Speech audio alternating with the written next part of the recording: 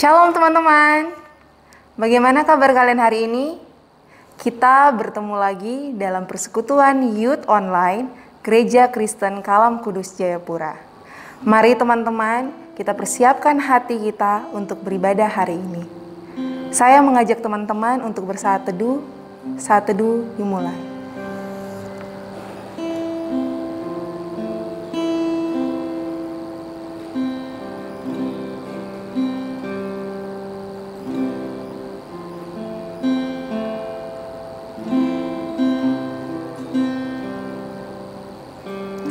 Saat teduh selesai. Teman-teman yang dikasihi dalam Tuhan, mari saat ini kita memuji, bersyukur, memuliakan nama Tuhan atas anugerah Tuhan dalam hidup kita. Selamat pagi Bapa, selamat pagi Yesus, selamat pagi Roh Kudus. Terima kasih Tuhan atas anugerah-Mu. Mari kita nyanyikan pujian ini.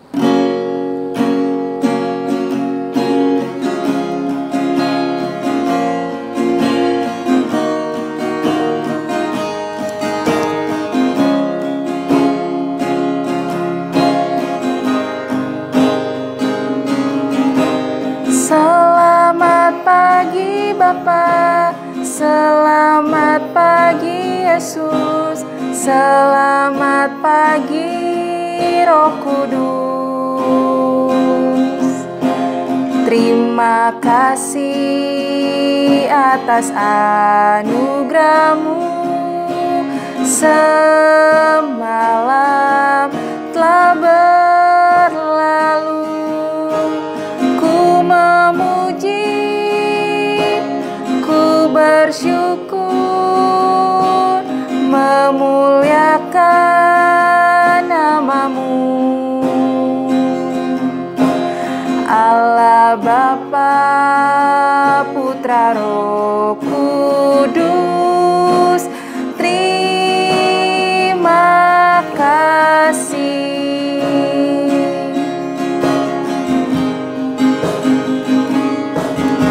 Selamat pagi Bapa, selamat pagi Yesus, selamat pagi Roh Kudus.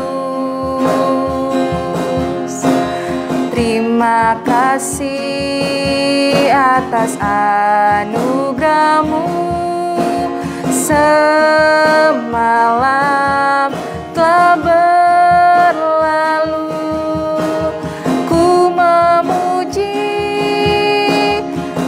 Bersyukur, memuliakan nama-Mu. Allah Bapa, Putra, Roh Kudus, terima kasih. Allah Bapa, Putra, Roh Kudus, terima kasih. Mari kita berdoa. Segala puji syukur kami panjatkan kehadirat Bapa di sorga. Terima kasih Tuhan Yesus, terima kasih untuk cinta kasih setia-Mu yang Engkau nyatakan dalam kehidupan kami. Kami ada sampai saat ini Tuhan, itu bukan karena kuat dan hebatnya kami, melainkan itu semua karena kasih-Mu. Terima kasih Tuhan, terima kasih. Pada saat ini kami akan beribadah, Engkau tolong ibadah kami dari awal, pertengahan, hingga boleh berakhir dengan baik dan hanya nama-Mu saja yang kami puji dan muliakan. Berkati setiap kami Tuhan, berkati setiap hati dan pikiran kami, agar hati dan pikiran kami hanya boleh tertuju kepadamu. Terima kasih Tuhan Yesus, terima kasih. Inilah yang menjadi doa dan ucapan syukur kami Tuhan. Di dalam nama Tuhan Yesus kami sudah berdoa. Amin. Teman-teman yang saya kasihi dalam Tuhan, mari saat ini siapkanlah hati dan pikiran kita untuk mendengarkan firman Tuhan. Sebelum kita mendengarkan firman Tuhan, kita nyanyikan pujian Ajarku Mengenal-Mu.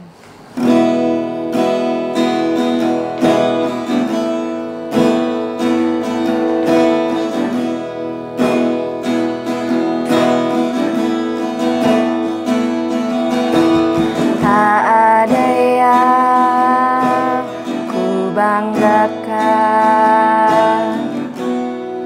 selain dirimu. Tak ada yang ku inginkan, hanyalah Engkau. Ajarku mengenalmu, bawaku lebih mengenalmu. Pribadimu yang ku rindu, ajarku mengenalmu.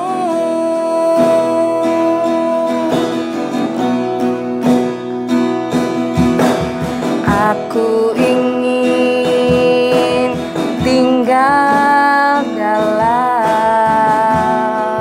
pelataran-Mu. Aku ingin lebih dalam di hadirat-Mu. Ajarku mengenalmu,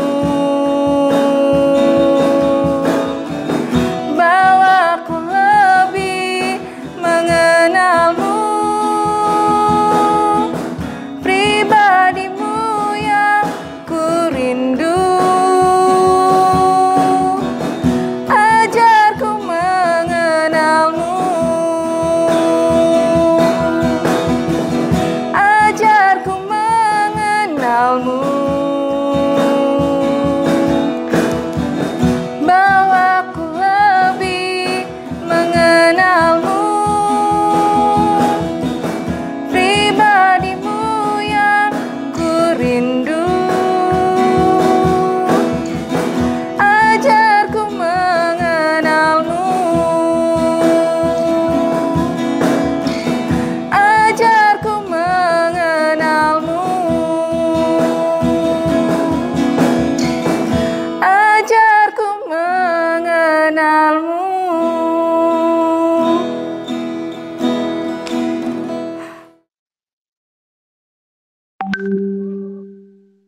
Selamat pagi rekan-rekan sekalian. Bersyukur kepada Tuhan. Ya, kita telah dikumpulkan kembali untuk mendengarkan firman Tuhan. Hari ini saya menggantikan rekan saya yang tidak membawakan firman hari ini, jadi saya akan gantikan dan saya akan mengajak kita untuk merenungkan bagian firman Minggu Advent yang pertama. Advent itu artinya Adventus, dari kata Adventus bahasa Latin ya. Adventus itu artinya kedatangan, ya kedatangan. Jadi di masa Advent, Minggu Advent 1, Minggu Advent 2, Minggu Advent 3, Minggu Advent 4, itu dalam kalender gereja, bagi gereja-gereja yang secara umum merayakan, itu adalah artinya itu menyambut kedatangan dari Tuhan, ya. Jadi menyambut kedatangan Tuhan dalam pengertian kedatangan yang pertama, kita merayakan Natal, akan merayakan Natal, dan sekaligus menyambut kedatangannya yang kedua. Nah, rekan-rekan, saya akan mengajak kita untuk membaca satu bagian firman Tuhan di dalam masa Advent ini dengan judul tentang Gembala dan Pesan Natal.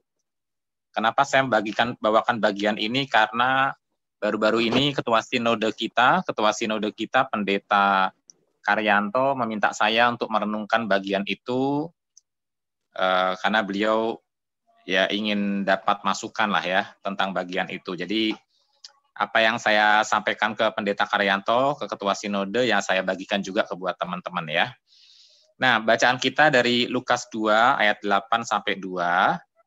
Saya coba share screen ya. Lukas 2 ayat 8 sampai 2. Gembala-gembala. Di daerah itu, maksudnya di daerah sekitar Bethlehem itu ya, ada gembala-gembala yang tinggal di padang menjaga kawanan ternak mereka pada waktu malam. Tiba-tiba berdirilah seorang malaikat Tuhan di dekat mereka dan kemuliaan Tuhan bersinar meliputi mereka dan mereka sangat ketakutan. Lalu kata malaikat itu kepada mereka, jangan takut sebab sesungguhnya aku memberitakan kepadamu kesukaan besar untuk seluruh bangsa. Hari ini telah lahir bagimu Juru Selamat, yaitu Kristus Tuhan di kota Daud. Dan inilah tandanya bagimu, kamu akan menjumpai seorang bayi dibungkus dengan lampin dan terbaring di dalam palungan. Dan tiba-tiba tampaklah bersama-sama dengan malaikat itu sejumlah besar bala tentara sorga yang memuji Allah, katanya. Kemuliaan bagi Allah di tempat yang maha tinggi, dan damai sejahtera di bumi di antara manusia yang berkenan kepadanya. Setelah malaikat-malaikat itu meninggalkan mereka dan kembali ke sorga, gembala-gembala itu berkata seorang kepada yang lain, marilah kita pergi ke Bethlehem untuk melihat apa yang terjadi di sana, seperti yang diberitahukan Tuhan kepada kita. Lalu mereka cepat-cepat berangkat dan menjumpai Maria dan Yusuf dan bayi itu yang sedang berbaring di dalam palungan. Ketika mereka melihatnya, mereka memberitahukan apa yang telah kepada anak. Tapi segala perkara itu di dalam hatinya dan merenungkannya, maka kembalilah gembala-gembala itu sambil memuji dan memuliakan Allah, karena segala sesuatu yang mereka dengar dan mereka lihat, semuanya sesuai dengan apa yang telah dikatakan kepada mereka. Demikianlah firman Tuhan, mari kita bersatu dalam doa sebelum kita merenungkan firman Tuhan. Bapa kami yang di surga, kami bersyukur kesempatan untuk kami sekali lagi merenungkan firman Allah. Berkati kami, Roh Kudus-Mu berikan kami penerangan agar kami mengerti dan melakukan firman Tuhan dalam hidup kami. Demi nama Tuhan Yesus Kristus kami berdoa dan mengucap syukur. Amin. Oke, rekan-rekan muda sekalian, dalam bacaan kita hari ini kita membaca sebuah perikop tentang para gembala, ya. Para gembala yang pada zaman itu tentunya dianggap sebagai orang-orang kecil, ya.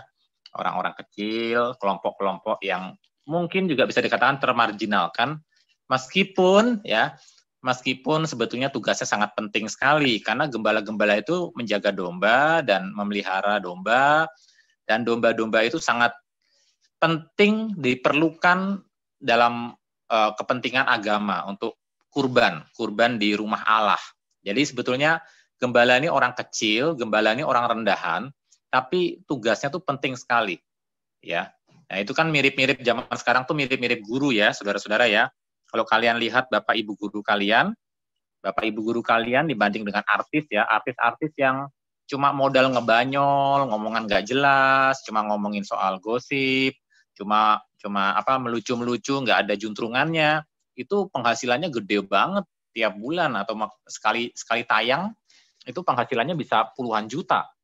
Nah, Bapak Ibu guru kalian yang susah payah, mungkin di SD 6 tahun ngajar kalian, begitu ya, yang jelas-jelas menjadi pahlawan bagi banyak anak gitu ya. Ya, penghasilannya ya dibanding para artis yang ngebanyol omong kosong itu jauh sekali di bawah ya para Bapak Ibu guru kalian ini. Nah, jadi saudara-saudara kita melihat ya itulah dunia. Sementara ada orang-orang yang mengerjakan tugas-tugas yang sangat penting seperti para gembala, seperti Bapak Ibu guru, tugasnya sih sangat penting ya, tapi mungkin penghargaan dunia tidak seperti besarnya tugas yang mereka harus emban. Nah, kalau kita melihat di zaman para gembala dulu ya, orang-orang yang disebut para bangsawan, raja-raja, para pemimpin agama itu lebih dalam tanda kutip terkemuka di masyarakat ya, sama seperti artis-artis ya, artis-artis yang kerjaannya nggak jelas gitu. Begitu datang ke Jayapura, wah kalian sanjung-sanjung, kalian minta foto bareng. Berapa banyak kamu minta foto bareng sama gurumu? Ya, Bu Guru, Pak Guru, foto yuk pagi ini foto bareng gitu ya. Nah, itu beda banget ya perlakuan kita dengan orang-orang yang berjasa dengan kita dibanding dengan mereka-mereka yang omong kosong di depan layar-layar itu ya. Nah, saudara-saudara, tapi kita melihat sekarang kembali ke para gembala ya. Saya jangan curhat lah. Dikatakan di daerah itu ada gembala-gembala yang tinggal di padang menjaga kawanan ternak mereka pada waktu malam. Sebetulnya saya waktu remaja tuh penasaran. Malam-malam udah jelas ditulis malam-malam, ngapain jaga kawanan ternak? Ya. Orang kan di mana-mana kalau jaga kawanan ternak tuh bayangan kita kan mereka menggiring hewan-hewan itu untuk makan, minum. Tapi masa malam-malam sih? Kurang kerjaan banget ya menjaga kawanan ternak mereka pada waktu malam. Nah, di kemudian hari saya baru mengerti bahwa ternyata kandang dombanya itu memang di tengah padang. Ya, di daerah itu ada gembala-gembala yang tinggal di padang menjaga kawanan ternak mereka pada waktu malam. Ya jelas, ya. Malam-malam mereka jaga ternak karena memang kandangnya ada di padang. Dan ini seperti ini ya bentuknya. Jadi bikin api unggun ya, bikin nongkrong-nongkrong. Kalau zaman dulu sudah ada kopi, mungkin yang ngopi-ngopi di situ. Nah, tapi yang menjadi pemberitaan kita hari ini adalah kemudian tiba-tiba berdirilah seorang malaikat Tuhan di dekat mereka. Nah, ini malaikat Tuhan ini wujudnya biasanya seperti manusia biasa ya, saudara-saudara ya. Kalau di Alkitab tuh malaikat tuh digambarkan tuh makhluk-makhluk yang penampilannya kayak laki-laki begitu. Ya kayak manusia biasa tapi yang mungkin tinggi besar begitu ya. Nah, jadi jangan bayangkan malaikat di sini ada sayapnya, kayak di film-film kartun ya ada sayapnya, terus sayapnya mengepak-ngepak kayak burung merpati. Enggak ya, ini malaikat tuh ya, malaikat itu artinya malak, dari kata malak itu artinya pembawa pesan ya. Jadi ada seorang pembawa pesan di dekat mereka, di dekat para gembala itu, yang mungkin sedang nongkrong-nongkrong di api unggun gitu ya. Dan kemuliaan Tuhan bersinar meliputi para gembala itu dan mereka sangat ketakutan. Jelas lah ya, bagaimana tidak takut karena ada sesuatu makhluk supranatural di depan mereka. Lalu kata malaikat itu kepada mereka, jangan takut, sebab sesungguhnya aku memberitakan kepadamu kesukaan besar untuk seluruh bangsa. Nah, kata kesukaan besar ini menarik ya saudara-saudara ya. Kata kesukaan besar ini dalam bahasa Yunaninya itu euangelisomai. Ya, euangelisomai atau euangelion bahasa kata dasarnya ya. Jadi Injil. Kalau saya sederhanakan ayat 10 begini bunyinya. Jangan takut sebab sesungguhnya aku malaikat ya memberitakan kabar baik atau Injil untuk seluruh bangsa. Ya, kabar baik untuk seluruh bangsa. Nah, menarik saudara-saudara ya. Kita mencoba mundur satu pasal sebelumnya ya, Lukas pasal 1 ya. Di Lukas pasal 1, sekarang para gembala kita bandingkan dengan seorang imam namanya Imam Sakaria. Imam Sakaria namanya imam yang kerjanya pasti di bait Allah lah ya. Orang terhormat, orang terpandang. Yang kalau zaman sekarang hidup mungkin diajak selfie-selfie. Imam Sakaria, selfie dulu dong. Ya. Habis mengerjakan tugas mempersembahkan kurban diajak selfie. Nah, saudara-saudara, Imam Sakaria ini tidak punya anak, istrinya mandul, ya, Ibu Elizabeth itu mandul. Nah, kemudian malaikat Tuhan, lagi-lagi pembawa pesan, jangan bayangkan ada sayapnya, ya, seperti seorang laki-laki, tampangnya, malaikat itu berkata kepadanya, ayat 13, jangan takut, hai Sakaria, sebab doamu telah dikabulkan dan Elizabeth istrimu akan melahirkan seorang anak laki-laki bagimu. Dan haruslah engkau menamai dia Yohanes. Jadi para gembala mendengar berita tentang kelahiran Yesus. Nah, Sakaria, imam yang di bait Allah ini mendengar berita tentang kelahiran anaknya Yohanes Pembaptis ya. Wah, saudara-saudara, bapak mana yang tidak senang ya istrinya melahirkan begitu ya setelah bertahun-tahun dinyatakan mandul, tidak punya anak. Wah, senang sekali dia. Nah, ayat 19. Jawab malaikat itu kepadanya, akulah Gabriel. Gabriel itu salah satu malaikat Allah yang bertugas membawa pesan ya. Jibril, kata orang Islam. Akulah Jibril yang melayani Allah dan aku telah diutus untuk berbicara dengan engkau untuk menyampaikan kabar baik ini kepadamu. Kabar baik apa? Kabar baik tentang kelahiran anak bernama Yohanes Pembaptis. Saudara-saudara, dan kata kabar baik ini juga menggunakan kata dasar Yunani yang sama dengan yang didengar yang digunakan untuk para gembala tadi ya. Kalau para gembala tadi mendengarkan euangelisomai ya. Kalau Sakaria ini mendengarkan euangelisastai ya. Cuma beda imbuhannya aja. Ya, tapi sama-sama euangelion. Jadi sama-sama mendengar kabar baik. Nah, jadi hari ini Pak Cahyo mengajak kita ketemu dengan dua pria nih. Dua kelompok pria ya, dua golongan pria. Pria-pria yang satu adalah para gembala, sama-sama mendengar euangelion, sama-sama mendengar Injil. Injil tentang apa? Tentang kelahiran bayi Yesus. Ya. Dan para gembala ini orang-orang yang tidak terpandang. Sedangkan Sakaria di pasal 1 juga mendengar euangelion, juga mendengar Injil, kabar baik. Tentang apa? Tentang kelahiran juga. Tapi kelahiran anaknya sendiri yang bernama Yohanes Pembaptis. Nah, tapi yang menarik respon mereka berdua nih. Yang satu imam mendengar Injil, yang satu para gembala mendengar Injil. Ternyata dua kelompok ini berbeda loh responnya. Nah, coba kira-kira kalau kalian sudah pernah baca, bagaimana respon para gembala ketika mendengar Injil, dan bagaimana respon Imam Sakaria ketika mendengar Injil. Nanti coba baca di rumah ya. Nah, sekarang kita coba lihat para gembala dulu. Di pasal 2. Ketika para gembala mendengar Injil, ya, dikatakan di ayat 11 bunyi Injilnya, hari ini telah lahir bagimu juru selamat, yaitu Kristus atau Kristos, ya, Tuhan atau Kurios, Tuan, di kota Daud. Dan inilah tandanya bagimu, kamu akan menjumpai seorang bayi dibungkus dengan lampin, dengan kain, dan terbaring di dalam palungan. Palungan itu tempat makan hewan, ya. Dan tiba-tiba tampaklah bersama-sama dengan malaikat itu sejumlah besar bala tentara surga yang memuji Allah, katanya, kemuliaan bagi Allah di tempat yang maha tinggi dan damai sejahtera di bumi di antara manusia yang berkenan kepadanya. Nah, terus bagaimana respon para gembala setelah mendengar Injil itu, kabar baik itu, ayat 15.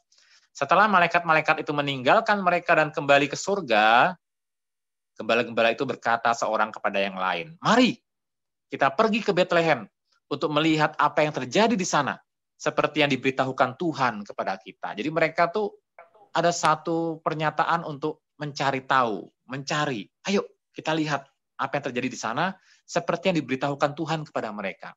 Nah, saudara-saudara, kenapa mereka mencari? Karena mereka percaya. Ada pernyataan malaikat, makhluk supranatural, tentang kelahiran seorang bayi. Mereka percaya pesan itu, makanya mereka mencari. Makanya mereka bertindak.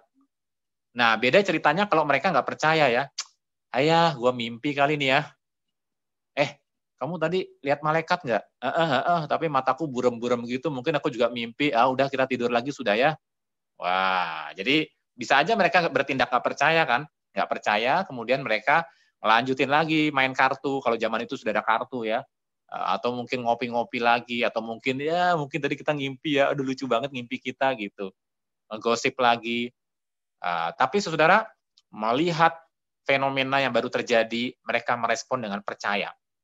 Dibuktikan apa? Percayanya itu dibuktikan dengan, mari kita pergi ke Betlehem untuk melihat apa yang terjadi di sana.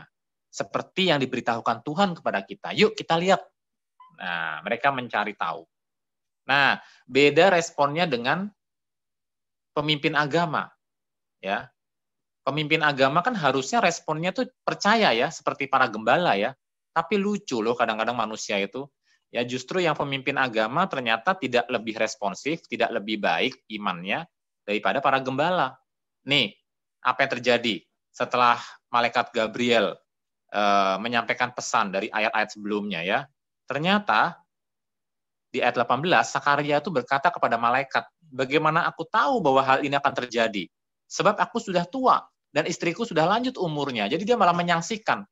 Dia menyaksikan pesan malaikat, lalu malaikat itu menegaskan pesannya tentang kabar baik itu, dan di ayat 20 akhirnya Sakaria, sang imam itu, dikenai oleh Tuhan itu satu hukuman, ya dalam tanda kutip. Sesungguhnya engkau akan menjadi bisu, dan tidak dapat berkata-kata sampai kepada hari di mana semuanya ini terjadi. Karena engkau tidak percaya akan perkataanku, yang akan nyata kebenarannya pada waktunya. Bayangkan ya, para gembala percaya dan bertindak. Ini ada tokoh agama, imam namanya Sakaria, ya, mendengar malaikat berfirman, menyampaikan firman Tuhan, malah sanksi, tidak percaya, akhirnya kena hukum Tuhan, bisu dia. Dia bisu sampai terbukti nanti anaknya lahir, baru dia mulutnya terbuka. Jadi bisa dibayangkan ya, kita bisu 9 bulan, aduh alamak, repot juga tuh 9 bulan. Ya kalau zaman sekarang kan, oke lah bisu nggak apa-apa, kita kan masih punya jari, ya kan, komunikasi lewat WhatsApp, lewat status. Zaman dulu mana ada kayak begituan. Jadi ya bisu udah. Nah, hanya bisa komunikasi lewat tulisan tangan. Nah, itu pun kalau orang pada bisa baca, kan kebanyakan orang buta huruf. Jadi waduh repot sekali ya bisu zaman itu. Nah, anakku sekalian, jadi kita melihat ada sebuah kontras di sini. Ada para gembala, orang sederhana, tidak berpendidikan, tidak terpandang. Kalau zaman sekarang mungkin orang deretan paling terakhir untuk diajak selfie, ya, kotor, bau, gitu ya. Tapi begitu mendengar firman dari malaikat, wah responnya cepat sekali. Ayo kita cari tahu. Karena berarti mereka percaya apa yang dikatakan malaikat dan mereka mau cari tahu, mau buktikan. Nah, tapi bagaimana dengan orang yang disebut pemuka agama? yang ada di gereja. Kalau zaman sekarang ya, ada di gereja, mungkin melayani juga. Ternyata imannya tidak lebih baik dari para gembala. Ya, ternyata ketika malaikat menyampaikan firman, dia malah sanksi. Aduh, bagaimana mungkin? Masa sih? Gitu kan? Dibikin bisu lah itu akhirnya oleh malaikat. Nah, jadi kita melihat ada sebuah ironi di sini. Nah, ini pelajaran buat kita sih, saudara-saudara ya. Jadi sebetulnya yang menjadi pelajaran buat kita, bagaimana respon kita terhadap firman Tuhan itu penting, dan jabatan, status itu tidak menjamin bahwa kita punya respon yang lebih baik dari yang lain, begitu. Ya. Yang penting bagaimana sebagai anak-anak Tuhan, sebagai pribadi-pribadi dalam segala kelemahan, kekurangan kita, keterbatasan kita belajar responsif, mendengar firman Tuhan, diberitakan, kita merenungkan, memikirkan, kita belajar percaya, dan kita menyelidiki, mencari tahu, dan kita bersuka cita, bahkan kita mau belajar untuk melakukan dan memberitakannya. Nah, teladani lagi para gembala nih, bagaimana setelah mereka tuh akhirnya pergi ke Bethlehem ya. Lukas pasal 2, kemudian mereka pergi ke Bethlehem, lalu mereka cepat-cepat berangkat dan menjumpai Maria dan Yusuf dan bayi itu yang sedang berbaring di dalam palungan. Ya, ingat tadi mereka berangkat meninggalkan kandangnya, meninggalkan kandangnya di padang gurun untuk menjumpai Maria dan Yusuf yang sedang membaringkan anaknya di dalam palungan. Nah, zaman dulu saudara-saudara, rumah-rumah di Timur Tengah itu ada palungannya. Coba kamu baca Ulangan 22 ayat 2 misalnya. Itu perjanjian lama sih ya. Di Ulangan 22 ayat 2 itu ada contoh di mana orang ketika melihat hewan ternak milik sesamanya harus melindungi dan membawanya pulang ke rumahnya. Jadi ada hewan-hewan dibawa pulang ke rumah ya. Karena di dalam rumah-rumah orang zaman dulu itu ada tempat untuk menyimpan hewan. Barang 1 atau 2 hewan atau 3 hewan ya. Jadi ada palungan di dalam rumah-rumah orang zaman itu tuh ada palungannya begitu. Nah, jadi tidak heran kalau kemudian para gembala bertemu dengan Ibu Maria, dengan Bapak Yusuf dan anak Yesus yang masih baby itu dibaringkan di dalam palungan di rumah di mana ada ruang keluarga dan aktivitas keseharian dilakukan di sana. Kenapa? Karena sebelumnya mereka seharusnya kalau namanya tamu harusnya ya ditempatkan di ruang atas, di tempat rumah penginapan. Kalau dalam terjemahan Indonesia ya, sebetulnya itu ruang atas, kataluma. Ya, tapi karena kataluma itu penuh, ruang atas yang biasa dipakai untuk tamu itu penuh dengan sanak kerabat dan saudara yang sudah terlebih dahulu datang untuk sensus di kampung halaman, akhirnya ditempatkan di ruangan di lantai bawah yang ada palungannya di sana. Nah, saudara, jadi kita melihat ya, datanglah para gembala itu, melihat ada bayi dibaringkan di dalam palungan. Wah, luar biasa sekali. Dan apa yang menjadi respon mereka, saudara-saudara? Dan ketika mereka melihatnya, mereka memberitahukan apa yang telah dikatakan kepada mereka tentang anak itu.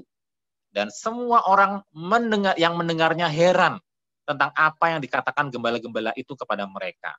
Tetapi Maria menyimpan segala perkara itu di dalam hatinya dan merenungkannya. Maka kembalilah gembala-gembala itu sambil memuji dan memuliakan Allah karena segala sesuatu yang mereka dengar dan mereka lihat semuanya sesuai dengan apa yang telah dikatakan kepada mereka. Lihat buah dari iman, tindakan iman para gembala. Mereka dengan iman kemudian mereka memberitakan apa yang malaikat sampaikan dan orang-orang tuh heran. Mereka menjadi pembawa berita Injil, berarti kan para gembala ini penginjil-penginjil pertama nih dalam sejarah Natal ya, penginjil-penginjil pertama, mereka mendengar Injil, mereka menyampaikan kepada orang lain dan orang lain heran. Jadi kita lucu ya, justru para gembala itu yang menjadi penginjil-penginjil, pembawa-pembawa firman Tuhan, kabar baik. Dan kemudian ayat 20, maka kembalilah gembala-gembala itu sambil memuji dan memuliakan Allah. Memuji dan memuliakan Allah. Menginjil dengan mulut mereka, memuji memuliakan Allah juga dengan mulut mereka. Nah, sekarang coba ingat-ingat kisahnya Sakaria tadi. Apa yang terjadi dengan Sakaria? Karena ketidakpercayaannya dia justru bisu. Ya. Ironis banget, padahal dia pemimpin agama. Namanya pemimpin agama, belajar Alkitab, ngerti firman Tuhan, harusnya dengan mulutnya dia memberitakan firman Tuhan. Dengan mulutnya dia memberi contoh bagaimana memuji Allah, memuliakan Allah. tapi boro-boro memberitakan Injil, boro-boro memuji Allah, boro-boro memuliakan Allah. Orang mulutnya bisu, ya bisu kenapa? Karena tidak percaya. Nah, jadi kita melihat saudara-saudara, Sakaria tidak percaya, dia bisu, dan ketidakpercayaannya membuat dia kehilangan kesempatan untuk mengerjakan tanggung jawabnya sebagai pemuka agama, memberitakan firman, memberitakan kabar sukacita, memberitakan pujian dan kemuliaan bagi Allah. Ya, dia bisu. Nah, sedangkan para gembala yang bukan pemimpin agama, yang bukan seorang pemuka agama, tapi karena kesederhanaan mereka, mereka memutuskan untuk percaya. Akhirnya mereka justru dapat kesempatan untuk memberitakan Injil, mereka dapat kesempatan untuk memuliakan Allah dan memuji Allah. Jadi saudara-saudara, sekarang bukan masalah status, ya.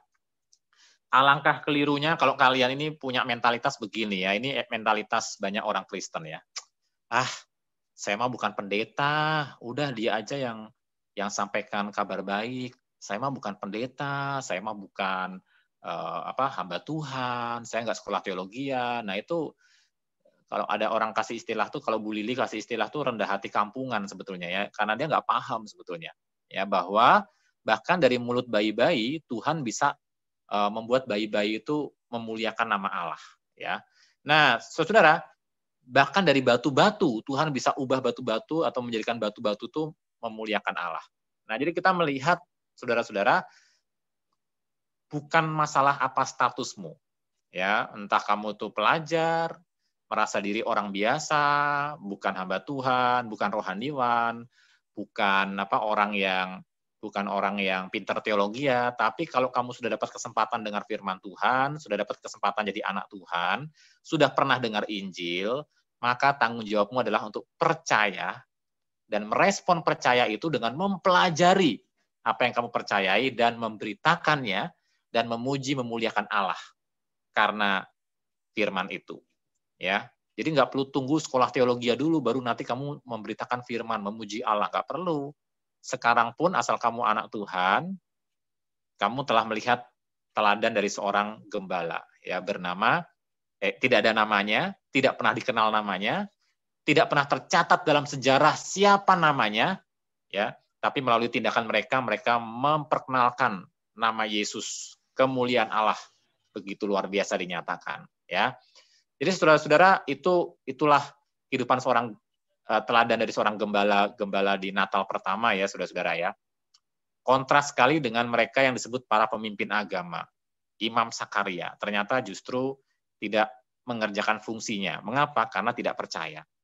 Nah, jadi saya undang teman-teman yang masih muda-muda di sini, jangan pernah merasa minder, jangan biarkan seorang pun menganggap engkau rendah karena engkau muda.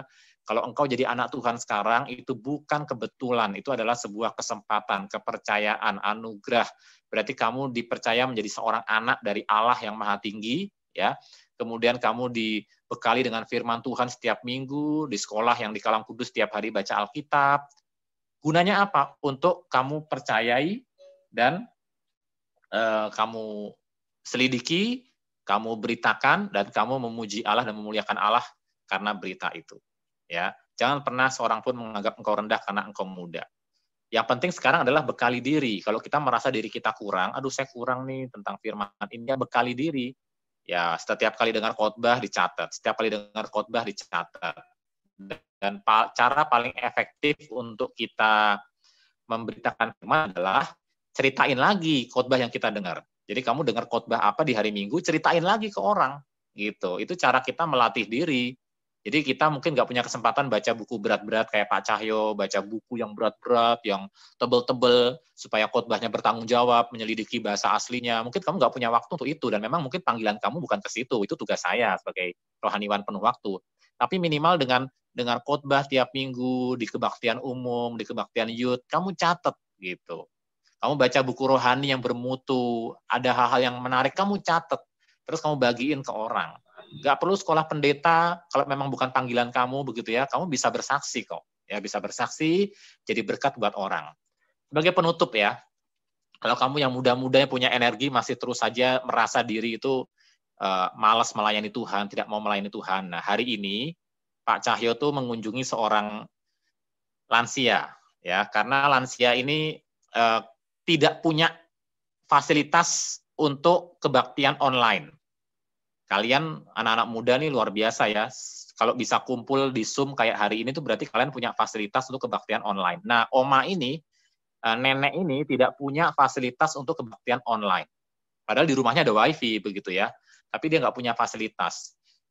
Anaknya sih punya, cuma anaknya sering bangun siang gitu-gitu kan. Anaknya sering bangun, ya istilahnya tidak menolong, jadi kurang menolong mamahnya untuk bisa ibadah di hari Minggu. Ya. Nah, kalau kalian termasuk anak-anak yang tipe kayak begitu, bertobatlah ya. Nah, kemudian saya datang melayani perjamuan kudus hari ini tentunya dengan menjaga protokol kesehatan ya, tidak salaman segala macam, harus jauh-jauhan ya. Saya melayani perjamuan kudus karena harus pendeta yang melayani perjamuan kudus. Nah, ketika saya sudah melayani perjamuan kudus kepada oma ini, kepada nenek ini, tahu nggak? Ketika dia kesaksian, terakhir dia kesaksian pada waktu kami mau pulang ya, dia cerita ya, saya meskipun minggu kesulitan ibadah online, tapi saya itu saat teduh baca Alkitab dan firman Tuhan itu menguatkan saya. Dan kemudian dia menyaksikan firman Tuhan ke saya. Dia membukakan bagian firman Tuhan dari Yesaya 38 ayat 16 sampai 17.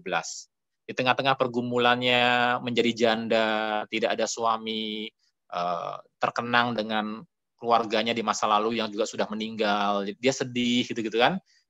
Dia juga mulai sakit-sakit itu juga sebagai orang tua kan pasti ada sakit-sakitnya ya. Nah, dia baca Yesaya 38 ayat 16 sampai 17 dan dia ceritain ke saya, dia bacain buat saya ayatnya. Ya Tuhan, karena inilah hatiku mengharapkan Engkau, tenangkanlah rohku, buatlah aku sehat, buatlah aku sembuh. Sesungguhnya penderitaan yang pahit menjadi keselamatan bagiku. Engkaulah yang mencegah jiwaku dari lubang kebinasaan, sebab Engkau telah melemparkan segala dosaku jauh dari saya. Saya baca firman Tuhan itu, saya merasa terhibur, karena saya tahu Tuhan sudah ampuni saya. Saya cerita gini aja pengen nangis, saudara ya. Jadi kita melihat jemaat oma-oma yang sudah tua, memakai setiap kesempatan bahkan untuk bersaksi kepada pendetanya, ya. Ya memang saya juga khotbah sih, saya datang ke sana juga khotbah. Tapi setelah saya khotbah, saya dengar curhatannya dan dia kesaksian dari saat teduh yang dia baca. Nah, jadi kalau kalian nggak pernah saat teduh tiap hari, nggak pernah baca Alkitab, jelaslah kalian nggak punya bahan untuk bersaksi. Bagaimana mau jadi gembala-gembala yang baik dalam tanda kutip di masa Natal? Karena kalian nggak pernah baca Alkitab, apa yang mau disaksikan? Yang disaksikan ya isi-isi Instagram itu. Nah, jadi saudara, seorang oma bisa melakukan itu dengan kekuatan kesehatan yang terbatas. Masa kita yang muda-muda, yang jelas-jelas otaknya masih encer, tokcer, belum berkarat, ya, itu kalian harusnya punya semangat belajar dari oma ini. Ya, setiap kesempatan, saat teduh, khotbah kah, pokoknya bacaan rohani kah, saya mau saksikan ke orang. Saya mau hidup saya jadi berkat. Saya mau hidup saya itu jadi saluran berkat bagi orang lain. Siapa tahu ada orang lain yang dikuatkan, ya. Nah, ini aja motivasi saya buat teman-teman, ya. Tuhan tidak melihat status, tapi Tuhan melihat kerinduan, Tuhan melihat hatimu. Ada anugerah Tuhan bagi siapa saja yang terbuka untuk dipakai Tuhan, tua atau muda, pinter atau merasa diri nggak pinter, cakep atau merasa diri nggak cakep, begitu ya. Nah, Tuhan bisa pakai semua, yang penting respon kita bagaimana, ya. Jadi selamat memasuki masa raya Natal, ya. Selamat menjalani Minggu Advent yang pertama ini dengan satu kerinduan untuk mau dipakai Tuhan sebagai anak-anak muda, ya. Mari kita berdoa mengakhiri firman Tuhan hari ini, kita bersyukur kepada Tuhan. Bapa di surga, kami mengucap syukur, terima kasih untuk berkat firman Tuhan yang sudah kami dengarkan hari ini. Kami berdoa ya Bapa, supaya kami ditolong oleh Tuhan untuk bisa tetap setia dengan keberadaan kami, apapun status kami, agar kami mau dipakai Tuhan, merespon dengan baik apapun yang Tuhan izinkan untuk kami terima dari firman Tuhan. Dari khotbah-khotbah, dari bacaan rohani, dari lagu-lagu rohani mungkin, atau dari saat teduh kami responi dengan baik, dengan tepat, dengan sigap, dan kami mau menjadi berkat bagi orang lain lewat kesaksian kami. Tuhan pakai para gembala, Tuhan tidak pakai pemuka agama seperti Sakaria, karena Sakaria tidak percaya. Justru dengan orang-orang yang tulus hati, Tuhan pakai itu memberitakan Injil, kabar keselamatan tentang Yesus yang lahir, yang menjadi juru selamat, yang mati dan bangkit untuk keselamatan jiwa kami. Terima kasih Bapak, kami serahkan hari ini ke dalam tangan Tuhan, kami bersyukur untuk ibadah hari ini, biarlah firman Tuhan menguatkan kami semua. Demi nama Tuhan Yesus kami berdoa, haleluya. Amin. Teman-teman yang diberkati Tuhan, saat ini saya mengajak teman-teman untuk berdiri, kita akan mengucapkan pengakuan iman rasuli bersama-sama. Pengakuan iman rasuli. Aku percaya kepada Allah, Bapa yang Maha Kuasa, Khalik langit dan bumi, dan kepada Yesus Kristus, anaknya yang tunggal Tuhan kita, yang dikandung dari Roh Kudus, lahir dari anak darah Maria, yang menderita sengsara di bawah pemerintahan Pontius Pilatus, disalibkan, mati dan dikuburkan, turun ke dalam kerajaan maut.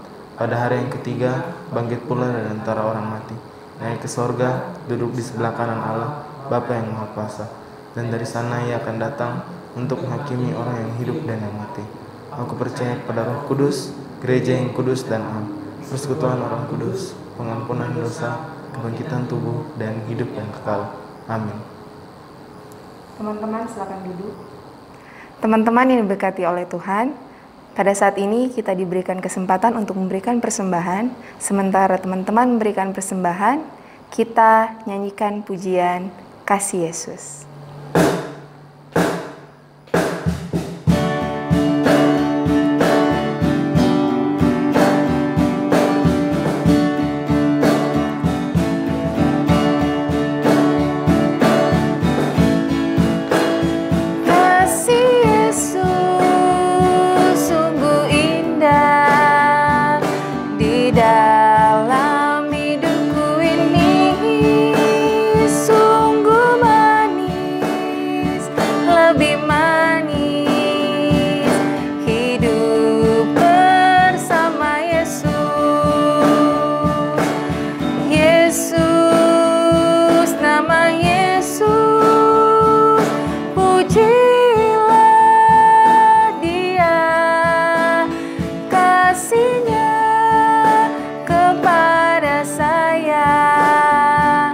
Sampai selama-lamanya. Kasih Yesus sungguh indah di dalam hidupku ini, sungguh manis, lebih manis hidup bersama Yesus. Yesus, nama Yesus, pujilah Dia, kasih-Nya kepada saya sampai selama-lamanya. Oh, kasih-Nya kepada saya sampai selama-lamanya.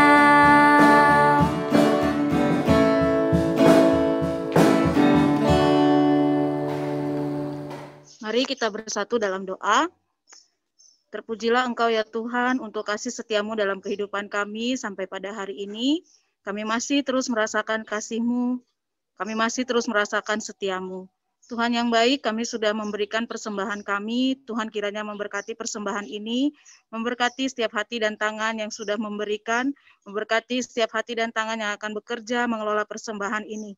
Tuhan karuniakan hikmat dan roh yang takut akan Tuhan, supaya persembahan ini dapat dipakai untuk kemuliaan nama Tuhan. Bapa, hamba berdoa juga menyerahkan diri kami masing-masing. Tuhan ajari kami supaya kami senantiasa mempersembahkan kehidupan kami sebagai persembahan yang hidup, yang kudus, dan yang berkenan di hadapan Allah. Ini doa kami Bapa, demi Kristus Yesus, anak Allah yang hidup, kami sudah berdoa dan menyerahkan persembahan kami. Amin.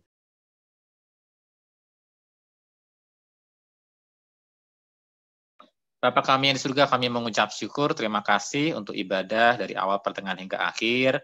Berkati supaya kami tetap bisa menjadi anak Tuhan yang baik. Berkati Bapak Ibu Guru Pembimbing yang setia melayani kami, mendampingi kami. Berkati studi kami dalam seminggu sepekan ke depan ini. Berkati dalam persiapan-persiapan Natal supaya kami tetap bersukacita dengan benar di hadapan Tuhan. Dan kami juga berdoa untuk orang tua kami yang kami kasihi, keluarga kami, orang-orang yang membiayai kami sekolah, yang membiayai penghidupan kami. Berkati mereka semua agar tetap rukun, hidup dalam cinta kasih, saling mencintai, dan dalam pekerjaan mereka Tuhan juga berkati. Terima kasih untuk kesehatan yang Tuhan berikan bagi kami semua. Teman-teman di Palu yang baru saja mengalami aniaya, gereja dibakar, bahkan keluarga mereka yang dibunuh, Tuhan tolong supaya mereka tetap setia, mengiring Tuhan Yesus apapun tantangan yang dihadapi dengan nyawa yang menjadi bayarannya. Tuhan tolong supaya mereka tetap mengiring Tuhan dengan setia dan Tuhan berikan mereka upah pada waktunya atas kesetiaan mereka. Dan kami hendak mengakhiri ibadah kami ini dengan menerima berkat daripada Tuhan. Kiranya kasih dari Allah Bapa, karunia dari Tuhan Yesus Kristus, penyertaan Allah Roh Kudus, menyertai saudara-saudara sekalian dari sekarang sampai Tuhan Yesus datang kembali menjemput kita. Haleluya. Amin. Teman-teman, demikianlah ibadah Youth Online hari ini. Terima kasih untuk teman-teman yang sudah mengikuti ibadah hari ini dari awal sampai dengan akhir. Sampai bertemu di ibadah Youth Online berikutnya. Tuhan Yesus memberkati. Dah.